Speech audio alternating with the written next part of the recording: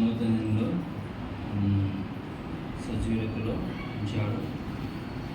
ఎందరో ఇక దినాన్ని చూడగా గతించిపోయినారు. జరుపునైన మనలను ప్రేమించి మన ఎడల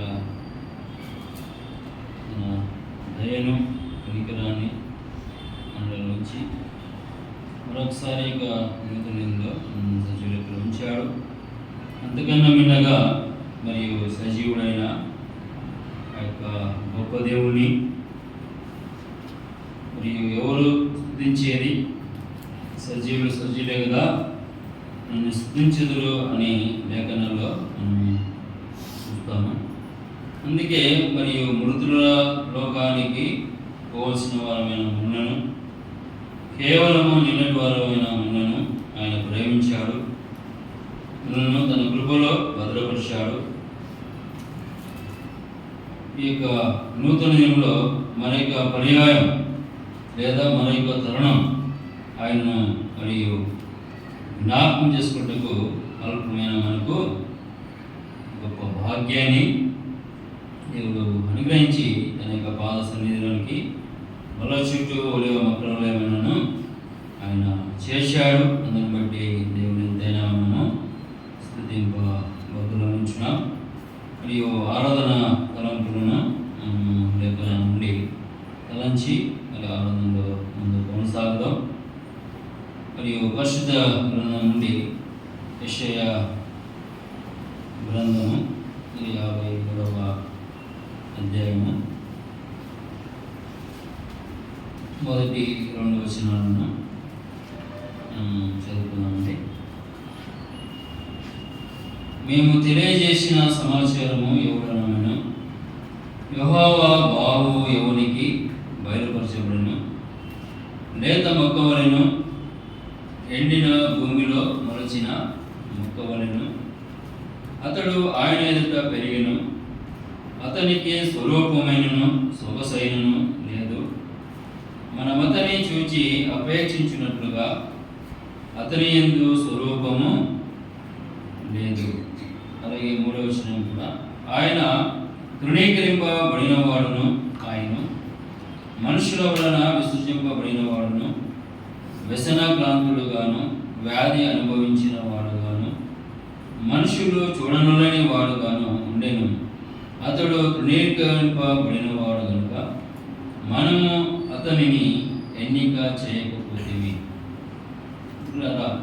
చదవబడిన లేఖన భాగము అనేక పర్యాయములు ఆయా దేవుని దాసుల ద్వారా మనము ఈ మాటలు ఆయా సందర్భాలలో ఈ మాటలు మనము అందించున్నాము. ఇది ఏక సమయంలో ఆరాధనకు మరియు ఆరాధన యొక్క తలంపులను ఈ యొక్క భాగం నుండి తలంచి అది ముందు కొనసాగుతాం. ఇక్కడ మనం చూసుకుంటున్న విషయ గ్రంథకర్త రాసుకుంటున్నాడు, మేము తెలియజేసిన సమాచారం ఎవడనను, యెహోవా బాహువు ఎవనికి బయలుపరచబడను. లేత మొక్కవలెను, ఎండిన భూమిలో మొలచిన మొక్కవలెను. అతడు ఆయన ఎదుట పెరిగెను, అతనికి స్వరూపమైనను సొగసైనను లేదు. మనం అతన్ని చూచి అపేక్షించినట్లుగా అతని యందు స్వరూపము లేదు అని చూస్తున్నాం. ఇక్కడ మరియు ఎవరిని గురించి యెషయా గ్రంథకర్త తెలియజేస్తున్నాడు మనం ఆలోచన చేసినప్పుడు, మనమందరము ఆయన పాద సన్నిధిలోనికి చేరవచ్చాము కదా. దేనికి చేరవచ్చాము? ఆయనను జ్ఞాపకం చేసుకున్నాను. ఆ కేంద్ర బిందువైన ప్రభు అయిన యేసుక్రీస్తు వారిని గురించి ఈ యొక్క వచనము మరియు యెషయా గ్రంథకర్త తెలియజేస్తుందని చూస్తుంటున్నాను. లేత మొక్కవలెను, ఎండిన భూమిలో మొలచిన మొక్కవలెను. అతడు ఆయన ఎదుట పెరిగెను, అతనికి స్వరూపమైనను సొగసైనను లేదు. మన అతన్ని చూచి అపేక్షించినట్లుగా అతని యందు స్వరూపము లేదు. లేత మొక్క వలె, ఎండిన భూమిలో మొలచిన మొక్క వలె అతడు ఆయన ఎదుట పెరిగినను చూస్తున్నాం. ఎవరి ఎదుట? తండ్రి ఎదుట కుమారుడైన ప్రభువైన యేసుక్రీస్తు వారు ఆయన లేత మొక్క వలెను, లేత మొక్క వలెను, ఎండిన భూమిలో మొలిచిన మొక్క వలెను అతడు ఆయన ఎదుట పెరిగినను చూస్తున్నాం అంటూ అతనికి స్వరూపమైనను సొగసైనను లేదు, మనం అతన్ని చూచి అపేక్షించినట్లుగా అతని యందు స్వరూపము లేదని మనము చూస్తున్నాం. స్వరూపమైనను సొగసైనను లేదు కదండి. లేత మొక్క వలె, ఎండిన భూమిలో మొలిచిన మొక్క వలెను అతడు ఆయన ఎదుట పెరిగి. లేత మొక్క మరియు కింది వచనం కదా, అదే రెండో భాగంలో అతనికి స్వరూపైనను సొగసైనను లేదు, మనం అతన్ని చూచి అపేక్షించినట్లుగా అతని యందు స్వరూపము. ఇదేమిటండి విచిత్రంగా ఉన్నది కదా. నువ్వు ఆలోచన చేసినప్పుడు అతడు లేత మొక్క వలెను, ఎండిన భూమిలో మొలిచిన మొక్క వలెను అతడు ఆయన ఎదుట పెరిగిను, అతనికి స్వరూపమైనను సొగసైనను లేదు, మనం అతన్ని చూచి అపేక్షించినట్లుగా అతని యందు స్వరూపము. లేత మొక్క స్వరూపము ఏ విధంగా పోలిపోయింది ఆలోచన చేసినప్పుడు ఇదే యెషయా గ్రంథకర్త 11వ అధ్యాయంలో రాస్తాడు చూడండి.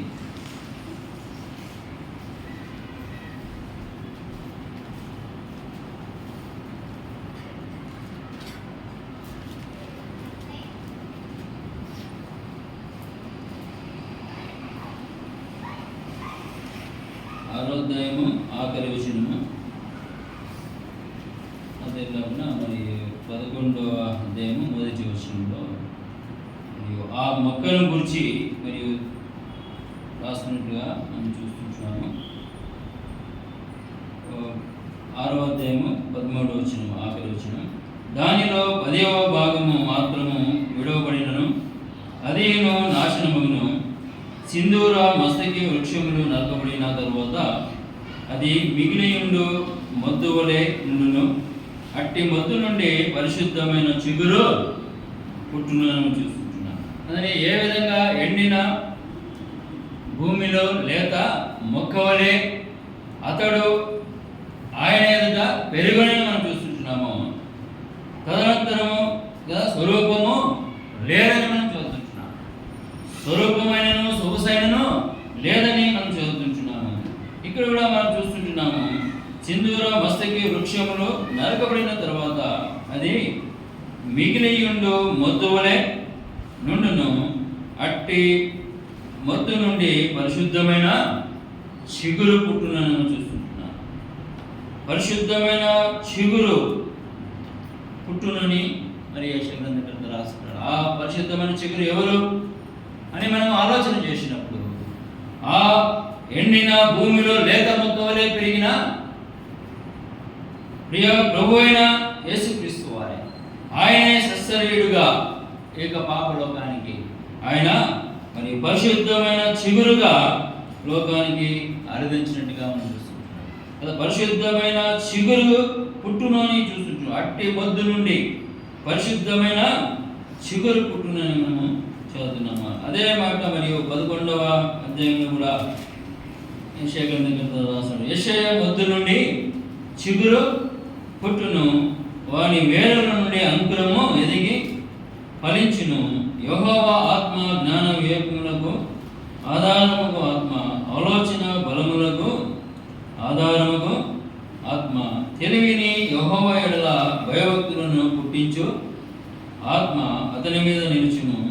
యెహోవా భయము అతనికి ఇంపైన సువాసనగా ఉండును అని చూస్తున్నాం. యెషయా మొద్దు నుండి చిగురు పుట్టును, వాని వేరుల నుండి అంకురము ఎదిగి ఫలించును అని మనం చూస్తున్నాం. తండ్రి ఎదుట మరియు ఎండిన భూమిలో లేత మొక్క వలె పెరిగిన ఆ మొక్క ఇప్పుడు ఏమైంది? పాప లోకంలోనికి మరి పరిశుద్ధమైన చిగురుగా అరదించండిగా మనం చూసుకుంటున్నాం. అది పరిశుద్ధమైన చిగురుగా మరియు యెషయా మరి 11వ అధ్యాయంలో మనం చూసుకుంటున్నాము. యెషయా మొద్దు నుండి చిగురు పుట్టును, వాని వేరు నుండి అంకురము ఎదిగి ఫలించును అని చూసుకుంటున్నాం. ఆ పరిశుద్ధమైన చిగురు, ఆ ఎండిన భూమిలో మలిచిన లేత మొక్క ప్రియ ప్రభువు మరియు మానవాళి నిమిత్తమై, పాపులమైన మన నిమిత్తమై, మనలను ఆ ఘోరమైన శిక్ష నుండి తప్పించి నిమిత్తమై పాపలోకానికి ఆయన మరియు పరిశుద్ధమైన చిగురుగా పుట్టినట్లుగా మనం చూస్తున్నాం. ఆయన మనుష్య కుమారుడుగా అర్ధించినట్టుగా మనం చూస్తున్నాం. నశించిన దానిని వెతికి రక్షించుటకై మనుష్య కుమారుడుగా ఆయన అర్ధించాడు. మన స్థానంలో ఆయన నిలిచాడు. మరి 11వ అధ్యాయంలో తెలియజేసిన విధంగా యెషయా మొద్దు నుండి చిగురు పుట్టును, వాని వేరు నుండి అంకురం ఎదిగి ఫలించును. మరియు 53వ అధ్యాయంలో మనం చదివాం, అతడు ఆయన యొక్క పెరిగెను, ఆయనకు స్వరూపమైనను సొగసైనను లేదని మనం చదువుతుంటున్నాము. మరియు యెషయా మొద్దు నుండి చిగురు పుట్టును, మన వేరు నుండి అంకురం ఎదిగి ఫలించును. లేత ముక్క స్వరూపము సొగసు ఏ విధంగా కోల్పోయిందని మేము ఆలోచన చేసినప్పుడు వాని వేరు నుండి అంకురం ఎదిగి ఫలించును అని చూస్తాం. ఆయన అంకురముగా ఎదిగి ఫలించా కోతకాలమున మరియు కోత ఏ విధంగా కోయబడుతున్నదో కదండి, అది విత్తబడినప్పుడు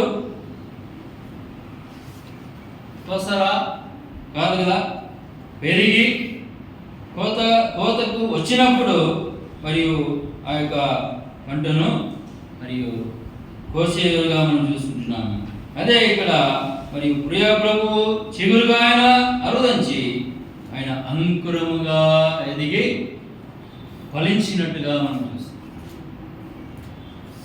ఆయన అంచెలుగా మరియు ఆయన అంకురముగా ఎదిగి ఫలించాడు.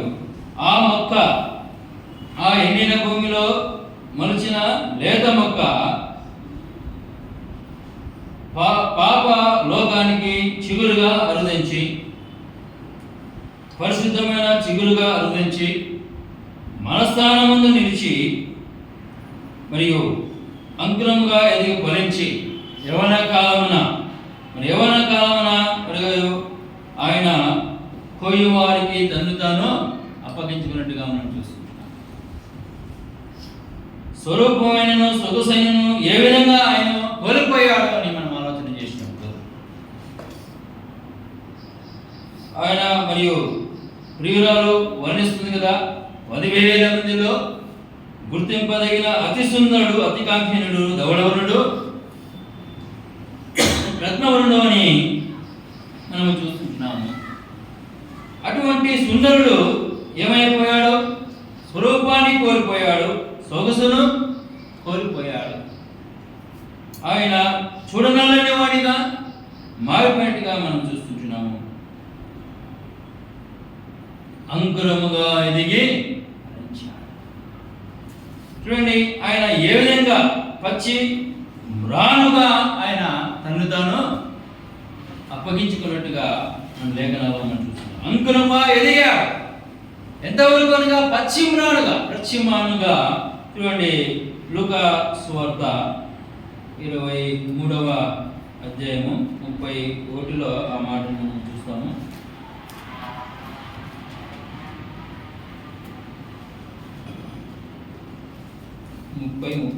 అప్పుడు మాన మీద పడునని మా మీద పడుడని పర్వతములతోనూ మమ్ము కప్పుడని కొండలతోనూ జనులు చెప్పు సాగుదురు. వారు పశ్చిమ మ్రానునికే ఇలాగ చేసిన ఎడల ఎండిన దానికేమి చేయుదురో అని చెప్పెను. మరి ఇద్దరు ఆయనతో కూడా చంపబడుటకు తేబడిరి, వారు నేరము చేసిన వారు. చూడండి, చిగురుగా అరుదించిన ఆయన, తండ్రి ఎదుట లేత మొక్కగా పెరిగిన ఆయన తండ్రి మాటకు లోబడ్డాడు. స్వరూపాన్ని సొగసును ఏ విధంగా ఆయన కోల్పోయాడు అనగా తండ్రి మాటకు లోబడ్డాడు. తండ్రికి ఇష్టమైనది తన ముద్దు కుమారుని మన నిమిత్తమై, మన పాపముల నిమిత్తమై ఆ మ్రాను మీద ఆయనను నలగొట్టడానికి తండ్రికి ఇష్టమైన చూస్తున్నాడు. మరియు లేత మొక్కగా పెరిగిన ఆయన తండ్రి మాటకు లోబడ్డాడు. పాపులమైన మనలను ప్రేమించాడు, మన స్థానమందు ఆయన నిలిచాడు. ఆ ప్రాణం మీద ఎవరిని వేలాడదీసేది? గలతీయులకు రాసిన పత్రికలో మనం చూస్తాం. శిలువలో వేలాడదీయబడేవాడు శాపగ్రస్తుడు అని మనం చూస్తున్నాం. ఆ పరిశుద్ధుడు, పరిశుద్ధమైన చిగురుగా అరుదించిన ఆయన మన స్థానం ముందు నిలిచి ఆయన శాపగ్రస్తుడే. శాపగ్రస్తుడు ప్రాణం మీద ఆయన వేలాడదీయబడినట్టుగా మనం చూస్తున్నాం. మన స్థానాన్ని ఆయన తీసుకున్నాడు. మన స్థానాన్ని ఆయన తీసుకుని మన నిమిత్తమైన పడరాని పాటను పడినట్టుగా మనం చూస్తున్నాం. ఎంతగానగా ఆయన పశ్చిమానగా అంకురంగా ఎదిగాడు. మరియు కోతకాలమున గోధుమలు ఏ విధంగా కోయబడతాయో ఆ విధంగా ప్రియ ప్రభువు మన నిమిత్తమై మన స్థానమందు ఆయన పశ్చిమానుగా తను తాను అప్పగించుకున్నట్టుగా మనం చూస్తున్నాం. వారు పశ్చిమానికే ఇలాగ చేసిన ఎడల ఎండిన దానికి ఏమీ చేయుదురు అని చెప్పిన అంటూ 32వ వచనంలో మరి ఇద్దరు ఆయనతో కూడా చంపబడుటకు తేబడి వారు నేరము చేసిన. పేతురు భక్తుడు ఏమంటున్నాడు చూడండి. పేతురు రాసిన మొదటి పత్రిక 2వ అధ్యాయం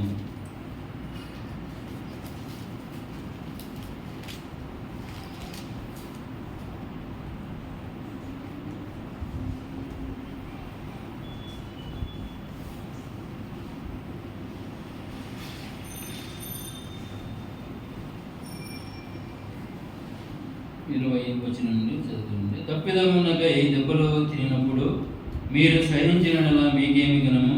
మేలు చేసి బాధపడినప్పుడు మీరు సహించినలా అది దేవునికి హితమగును. ఇందుకు మీరు పిలువబడితిరి. క్రీస్తు కూడా మీ కొరకు బాధపడి మీరు తన అడుగుజాడలైన నడుచుకున్నట్టు మీకు మాదిరి ఎంచిపోయిను. ఆయన పాపము చేయలేదు, ఆయన నోటను ఏ కపటమును కనబడలేదు. ఆయన దూషింపబడి బదులు దూషింపలేదు. ఆయన శ్రమ పట్టబడి బెదిరింపక న్యాయముగా తీర్పు తీర్చి దేవునికి తన్ను తాను అప్పగించుకొనెను. మనము పాపముల విషయమై చనిపోయి నీతి విషయమై జీవించినట్లు ఆయన తానే తన శరీరమందు మన పాపములను మ్రాను మీద మోసుకొనెను.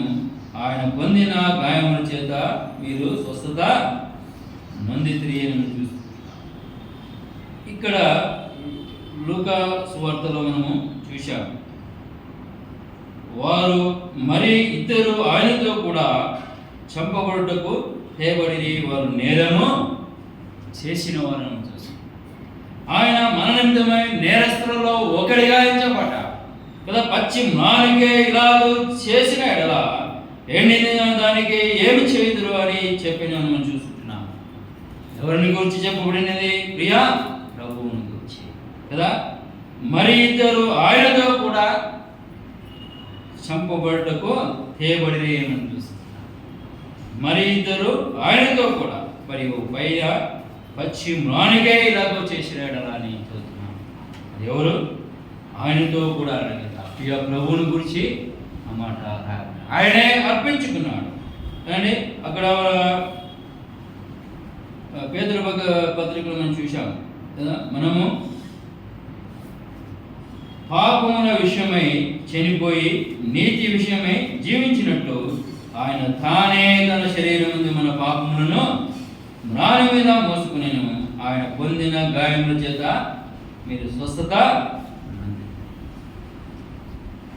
తండ్రి ఎదుట ఎండిన భూమిలో లేత మొక్కగా పెరిగిన ఆయన దూతల చేతను, కేరవుల చేతను, దూతల సమూహము చేతను, పరిశుద్ధుల సమూహము చేతను ఆయన పరిశుద్ధుడు పరిశుద్ధుడు అని ప్రతి గానము చేత నిత్యము ఆరాధింపబడుచున్నవాడు, నిత్యము స్తుతింపబడుచున్నవాడు. అటువంటి గొప్ప దేవుడు ఆయన మన నిమిత్తమై పరిశుద్ధమైన చిగురుగా ఆయన అరుదించాడు. అది అంకురముగా ఎదిగి ఫలించునని మనము 11వ అధ్యాయంలో చదివాము. ఆయన అంకురంగా ఎదిగి ఫలించాడు. కడకు మన యొక్క పాపపు ప్రాచితార్థమై ఏ పాపమెరిగిన ఆయన నోట ఏ కపటమును కనబడలేదని పేతురు భక్తుడు రాస్తున్నాడు. ఆయన ఏ పాపము ఎరిగిన వాడు, పరిశుద్ధుడు, పావనుడు. మన నిమిత్తమై ఆయన పాపిగా మరియు తను తాను అర్పించుకున్నాడు. పాపిగా ఆయన ఎంచబడటకు ఆయన ఇష్టపడ్డాడు. మన స్థానాలలో ఆయన నిలవడానికి ఆయన ఇష్టపడ్డాడు. మన స్థానంలో ఆయన నిలవడానికి ఆయన తను తాను మరియు అర్పించుకున్నాడు. తండ్రి మాటకు లోబడ్డాడు.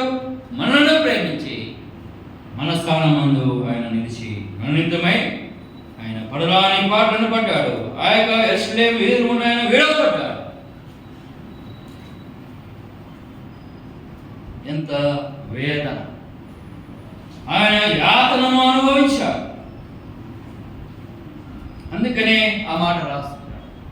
పచ్చి మ్రానుకే ఈ విధంగా చేసిన ఎండిన మ్రానుకు ఎలా గుచ్చి ఆయన ఆయన ఆయన మరణంతమైన యెరూషలేము ఆయన విడవబడ్డాడు.